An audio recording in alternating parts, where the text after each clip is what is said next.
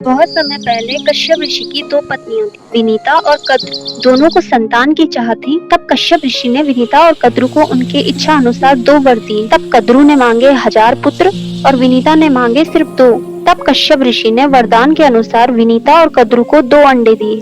समय बीता, कद्रु के अंडों से 1000 नाग पुत्रों का जन्म हुआ और विनीता के अंडे अभी तक नहीं फूटे थे। ये देखकर विनीता से रहा नहीं गया। विनीता अधीर हो गई थी और उसने एक अंडा तोड़ डाला। उससे जन्म हुआ एक बालक का, जो अधूरा जन्मा था, जिसका नाम आगे चलकर अरुण पड़ा। तब कद्रु ने एक चाल चली। विनीता को उसने अपनी इच्छा से बंदी बना लिया। वर्षों बाद विनीता के दूसरे अंडे से गरुड़ का जन्म हुआ।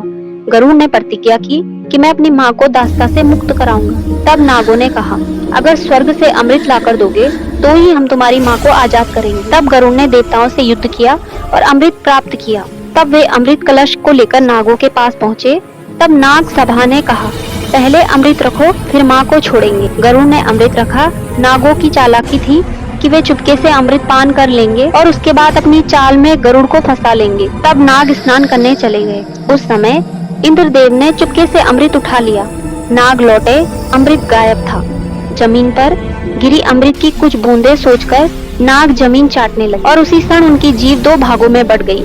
तब गरुड़ ने अपनी माँ को नागों के कारावास से मुक्त किया और गरुड़ की मात्र भक्ति और अद्भुत साहस को देखकर भगवान विष्णु ने गरुड़ को अपने वाहन के रूप में स्वीकार किया। इस कहानी से हमें सीख मिलती है कि छल की जीत कुछ क्षण होती है, पर सच्चाई और निष्ठा सदा अमर रहती है।